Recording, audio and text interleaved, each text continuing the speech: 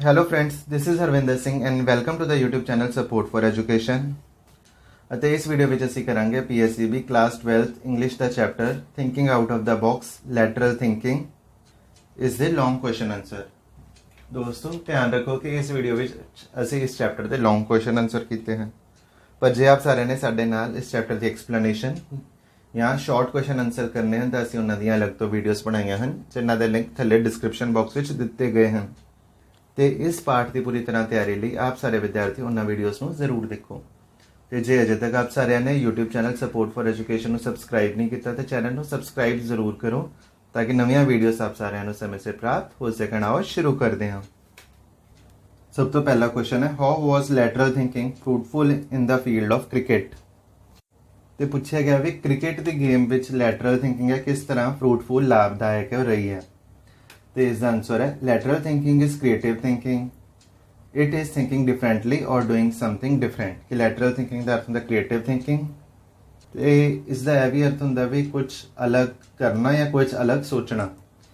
Earlier cricket was played with red ball, players use to wear white clothes and the game of cricket was played during the day only. पहला red ball नाल cricket खेडी जाती सी, players white clothes पाते सीगे ਤੇ cricket ਦਾ match ਹੈ ਸਿਰਫ ਦਿਨ ਦੇ ਟਾਈਮ ਹੀ ਹੁੰਦਾ ਸੀ। But Kerry Packer introduced day night matches, colourful balls and clothing. But Kerry Packer ਨੇ ਕੀ ਇੰਟਰੋਡਿਊਸ ਕੀਤਾ, ਡੇ ਨਾਈਟ ਕ੍ਰਿਕਟ ਹੋ ਗਿਆ, ਹੁਣ ਡੇ ਨਾਈਟ ਮੈਚਸ ਹੁੰਦੇ ਨੇ ਤੇ ਕਲਰਫੁਲ ਬਾਲਸ ਵੀ ਆ ਗਈਆਂ ਤੇ ਕਲਰਫੁਲ ਕਲੋਥਿੰਗ ਵੀ ਹੋ ਗਈ ਹੁਣ ਕ੍ਰਿਕਟ ਵਿੱਚ।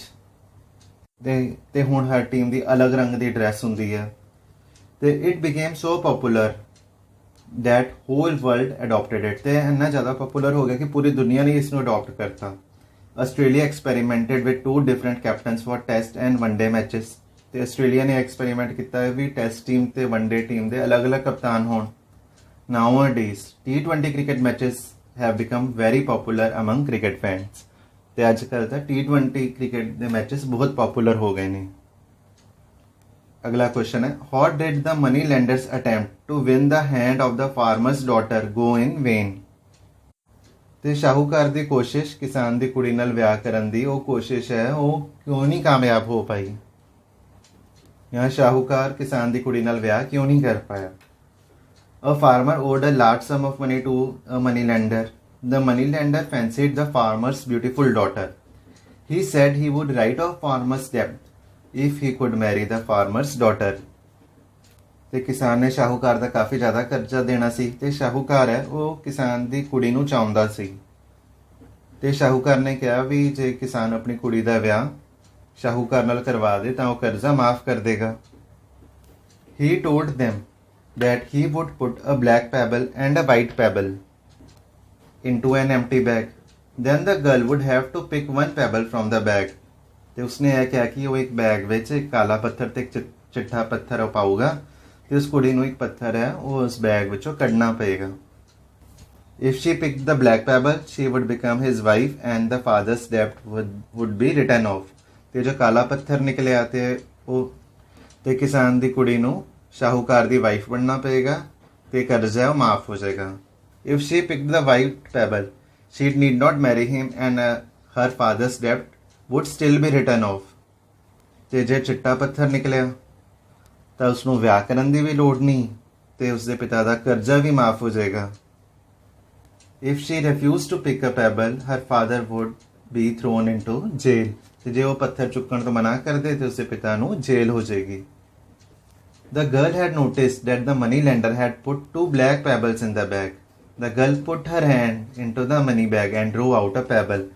ਤੇ ਉਸ ਕੁੜੀ ਨੇ ਇਹ ਦੇਖ ਲਿਆ ਸੀਗਾ ਵੀ ਜਿਹੜਾ ਸ਼ਾਹੂਕਾਰ ਹੈ ਉਸਨੇ 2 ਕਾਲੇ ਪੱਥਰ ਪਾਏ ਨੇ ਬੈਗ ਵਿੱਚ ਤੇ ਉਸਨੇ ਬੈਗ ਵਿੱਚ ਹੱਥ ਪਾਇਆ ਅਤੇ ਇੱਕ ਪੱਥਰ ਚੁੱਕਿਆ। Without looking at it, she let it fall onto the pebble-strewn path। ਤੇ ਪੱਥਰ ਵੱਲ ਬਿਨਾਂ ਦੇਖੇ ਉਸਨੇ ਉਸ ਰਸਤੇ ਤੇ ਪੱਥਰ ਡੇਗਤਾ ਜਿੱਥੇ ਕਾਫੀ ਸਾਰੇ ਪੱਥਰ ਪਹਿਲਾਂ ਤੋਂ ਹੀ ਸੀਗੇ।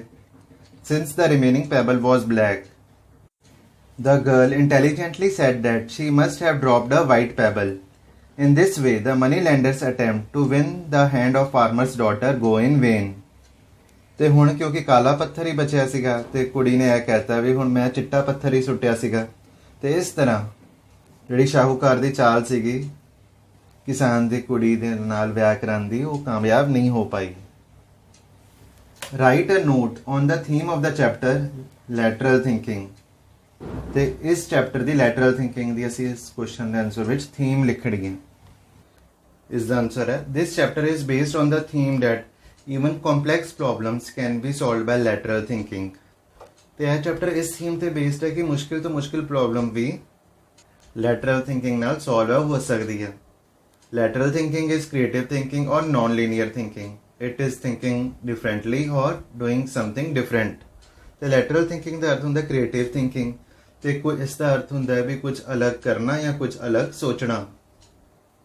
It is doing something novel and unconventional in nature. Lateral thinking ਦਾ ਅਰਥ ਹੁੰਦਾ ਕੁਝ ਨੋਵਲ। ਨੋਵਲ ਦਾ ਅਰਥ ਹੁੰਦਾ ਨਵੀਨ, ਜਿਸ ਨੂੰ ਅਸੀਂ ਇੰਗਲਿਸ਼ ਵਿੱਚ ਕਹਿ ਸਕਦੇ ਹਾਂ ਨਿਊ ਐਂਡ ਡਿਫਰੈਂਟ, ਕਿ ਕੁਝ ਨਿਊ ਐਂਡ ਡਿਫਰੈਂਟ ਕਰਨਾ ਜਾਂ ਕੁਝ ਅਨਕਨਵੈਨਸ਼ਨਲ। ਅਨਕਨਵੈਨਸ਼ਨਲ ਹੁੰਦਾ ਅਪਰੰਪਰਾਗਤ ਕਰਨਾ। ਤੇ ਐਡਵਰਡ ਡੀ ਬੋਨੋ ਪ੍ਰੋਪੋਗੇਟਡ ਦਿਸ ਨੋਸ਼ਨ। ਤੇ ਇਸ ਆਈਡੀਆ ਨੂੰ ਪ੍ਰੋਪੋਗੇਟ ਲੋਕਾਂ ਦੇ ਸਾਹਮਣੇ ਕੌਣ ਲੈ ਕੇ ਆਇਆ? Edward de Bono. He believed that intelligence is a potential that all of us have and thinking is a skill to use that potential well. It channelizes our intelligence properly.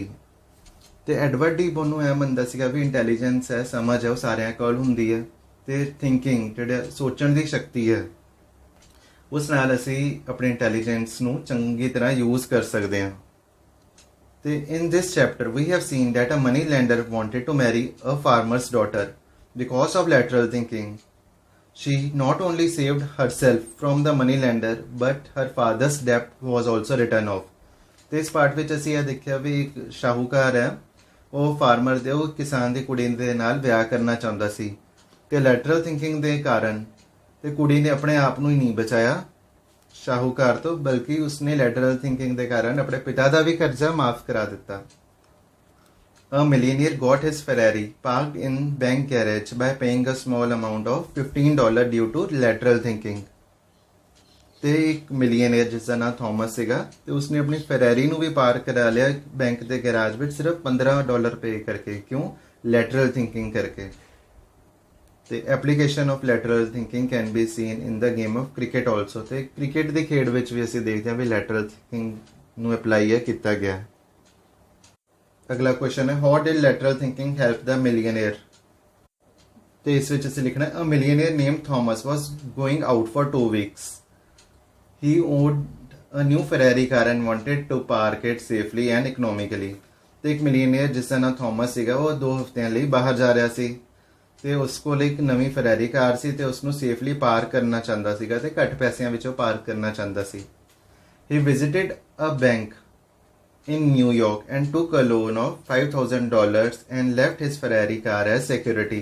ਤੇ ਉਹ ਬੈਂਕ ਗਿਆ ਤੇ ਉਸਨੇ $5,000 ਦਾ loan ਲਿਆ ਤੇ ਆਪਣੀ ਫੈਰਾਰੀ ਕਾਰ ਨੂੰ security ਦੇ ਰੂਪ ਵਿੱਚ ਉੱਥੇ ਰੱਖ ਦਿੱਤਾ।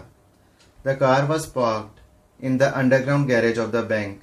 After 2 weeks, he returned the loan of $5,000 and also paid $15 as interest.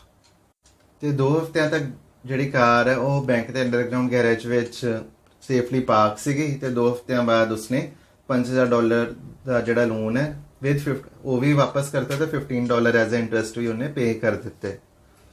So due to lateral thinking, he got his car parked safely for 2 weeks and got it back in top condition for just $15.